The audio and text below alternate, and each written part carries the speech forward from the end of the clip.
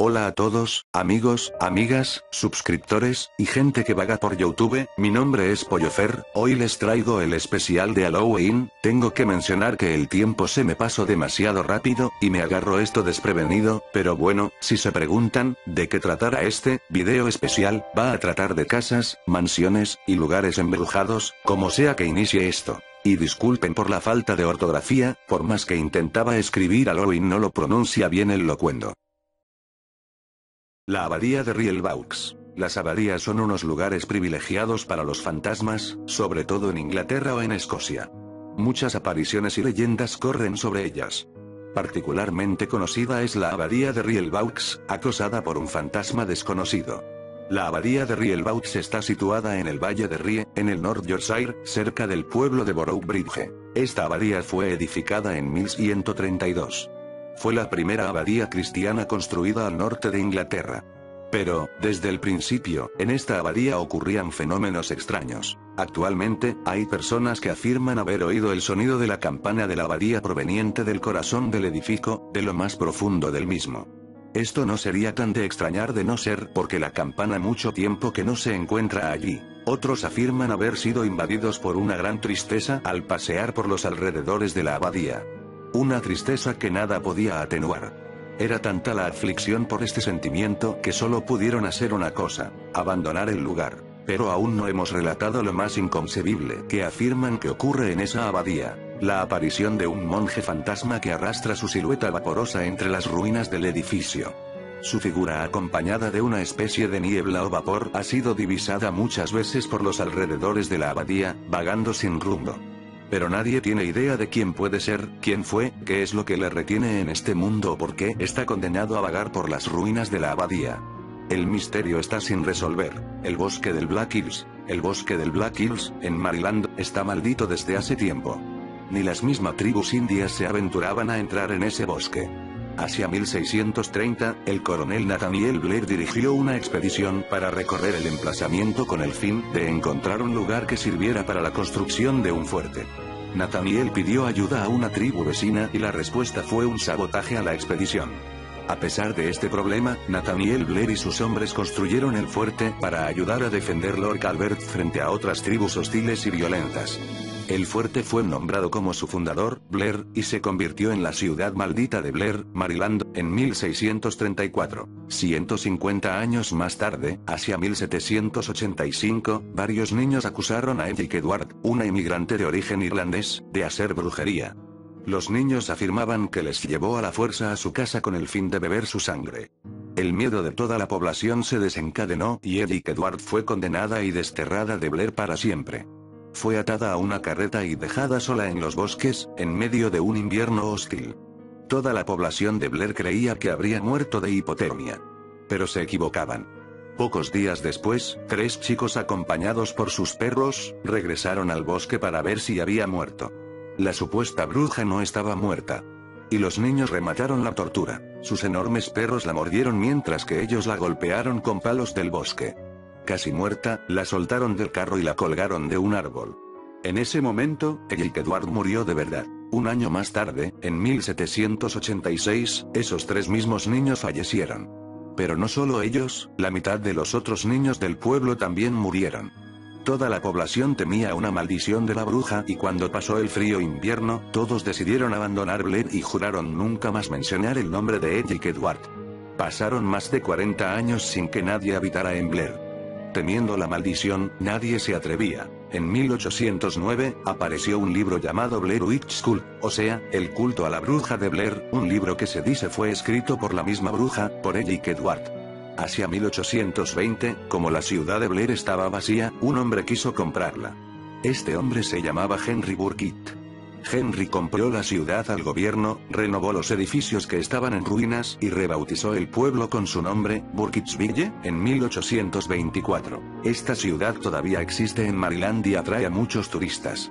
4 años después de la fundación, un accidente dramático se produjo. La niña Eileen Treacle desapareció, en agosto de 1825, en un pequeño río del bosque del Black Hills llamado Tapias Creek. Una docena de testigos asistieron a esta horripilante y dramática escena. Contaban que una mano habría emergido aparentemente del agua para arrastrar a la niña hacia el fondo. Las búsquedas se prolongaron durante varias semanas, pero no encontraron ni rastro del cuerpo de la niña.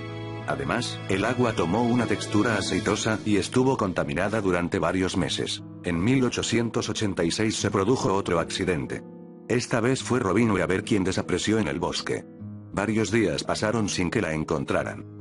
Cuando la encontraron días después, Robin afirmaba que en los bosques había encontrado a una vieja dama que no andaba, sino parecía flotar por encima del suelo. La dama tomó a la muchacha de la mano y la llevó a una casa en los bosques, donde dejó a la niña en el sótano, prometiendo volver. Robin la esperó durante mucho tiempo, esperando la vuelta de la vieja dama, pero comenzó a tener miedo y huyó. En 1940, se produjo un accidente que implicaba a Rustin Parr, un ermitaño, y a los 8 niños a quienes secuestró. Solo uno pudo sobrevivir. Un día, Rustin Parr llegó al mercado de Burkittsville y repetía sin cesar: "Acabé finalmente". La policía fue a su casa y tras los registros lo que encontraron en el sótano era terrorífico. Allí estaban 7 niños enterrados asesinados. Kyle Brody sobrevivió a la matanza. Este fue encontrado de pie en una esquina del sótano. Cuando la policía desenterró los cadáveres, encontraron signos extraños sobre las manos, la cara, el pecho y los tobillos de las 7 víctimas, además del transitus fluvi, lenguaje de la brujería. Rustin Parr afirmó que una voz de mujer le dictaba qué hacer en el momento en el que mataba a los niños. Se cuenta que todo esto es solo una leyenda, pero son los acontecimientos precedentes que formaron la leyenda de Blair. Amityville, la casa del diablo, o qué sucedió en la casa de Amityville, es un conjunto de acontecimientos que sobrevienen entre 1974 y 1976 y tienen como escenario una morada situada en el 112 Ocean Avenue, en la ciudad costera de Amityville, sobre Long Island, al norte de New York. La noche del martes 12 al miércoles 13 de noviembre de 1974, Ronald Jr., hijo mayor de la familia Defoe, asesinó allí con un fusil a sus padres y a sus hermanos y a hermanas mientras dormían. En 1965, la familia Defoe se instala en la casa. El padre, Ronald Defoe, estaba casado con Louise Brigante y tenían 6 niños. Ronald Jr., de 23 años, Dawn, de 18 años, Allison, de 13 años, Marco, de 12, John, de 7 años y Jodie, 5 años. Según Ronald Jr., Ronald Defoe le golpeaba, incluso siendo ella adulto. Un incidente sobrevino el día antes de los homicidios. Ronald Defoe y Ronald Jr. fueron vistos por John y su amigo en la entrada del sótano. Ronald Jr. lleva un labio sangrando. El miércoles, 13 de noviembre de 1974, a las 3:15 de la mañana, Ronald Defoe Jr. toma su fusil calibre 40 y asesina a su padre, a su madre, a sus 2 hermanos y a sus 2 hermanas, mientras que dormían en sus respectivas camas. Según el informe de la policía, el 13 de noviembre de 1974, a las 18:35, la policía recibe una llamada telefónica de Joey Jesuit. La llamada es para señalar que un muchacho estuvo en su bar y le dijo que toda su familia había sido asesinada. Había ido al lugar con el muchacho y otras personas y habían descubierto que, en efecto, los cadáveres de toda la familia se encontraban allí. 10 minutos más tarde, la policía llega al lugar y descubre con horror el homicidio de toda la familia Defoe. Ronald Defoe Jr. afirmará haber pasado la noche en casa de sus padres, pero que al no poder dormir, se fue hacia las 4:00 de la mañana a trabajar. Había pasado el día trabajando, y, habiendo tratado muchas veces de ponerse en contacto con sus padres por teléfono, decidió ir a verles al final del día y descubrió allí la matanza. A medida que avanzaban los interrogatorios, las dudas de los policías y las contradicciones del hijo mayor, hicieron que los inspectores tuvieran dudas sobre la veracidad de los hechos. Finalmente, después de varias horas de interrogatorio, Ronald Defoe Jr. reconoció sus crímenes. La audición preliminar al juicio se efectuó el 22 de septiembre de 1975. Ronald Defoe Jr. declaró que era el diablo quien le hizo matar a su familia. Escuchaba voces que venían de la casa que le decían: "Mátalos, mátalos a todos". Pero Ronald Defoe Jr. fue condenado a 6 penas consecutivas de encarcelamiento de 25 años en la prisión especial de Dannemora. El asunto fue clasificado por los científicos, que se negaron a ver allí otra cosa que una locura criminal. Una vez tras los barrotes de la cárcel, la casa familiar fue puesta a la venta. pero al estar manchada de sangre estuvo desocupada durante varios meses. A pesar del pasado macabro de la Gran Morada, una nueva familia, los Lutz, se mudan a la casa el 18 de diciembre de 1975. George Lutz, de 28 años, propietario de una compañía, visita la propiedad con su mujer Kathleen. Acaban de casarse y tienen 3 niños de sus anteriores matrimonios. Creen haber encontrado la casa de sus sueños y la compran.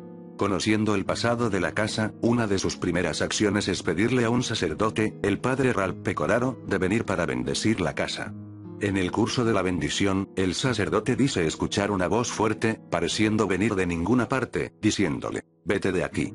Según los testimonios de los Lutz, desde el inicio de su convivencia allí ocurrieron muchos fenómenos inexplicables.